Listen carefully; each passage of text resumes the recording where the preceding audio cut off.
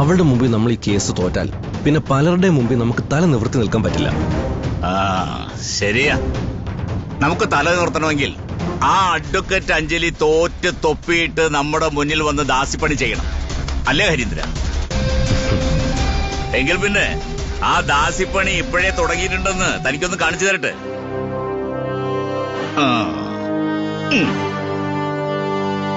അഞ്ജലി, ചായ.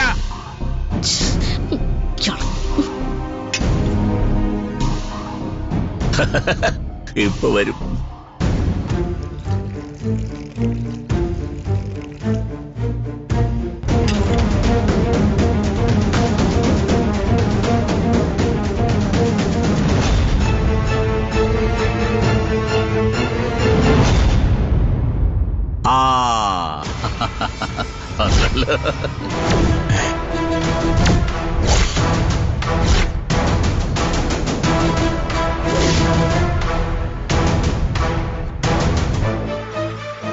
കൈക്കൂലിയായിട്ട് job offer ചെയ്തൊന്നും ഈ അഞ്ജലിയെ പിന്തിരിപ്പിക്കാൻ നിങ്ങക്ക് സാധിക്കില്ല.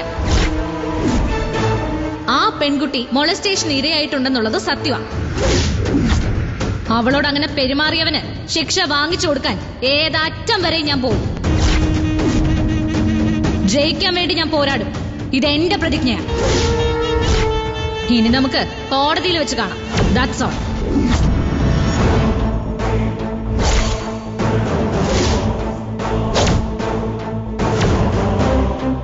ചായ എനിക്കാണ്.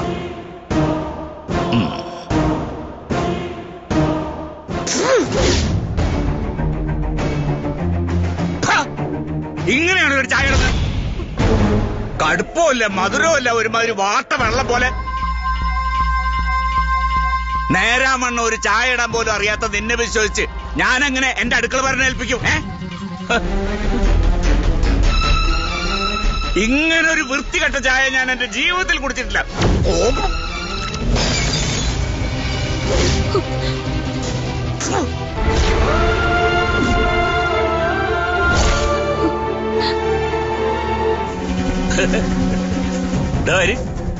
തനിക്ക് ഇയാളെ മനസ്സിലായില്ലേ?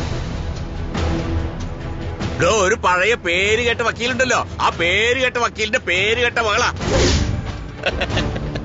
അഡ്വക്കേറ്റ് അഞ്ജലി എന്നാണ് മേഡത്തിന്റെ പേര്.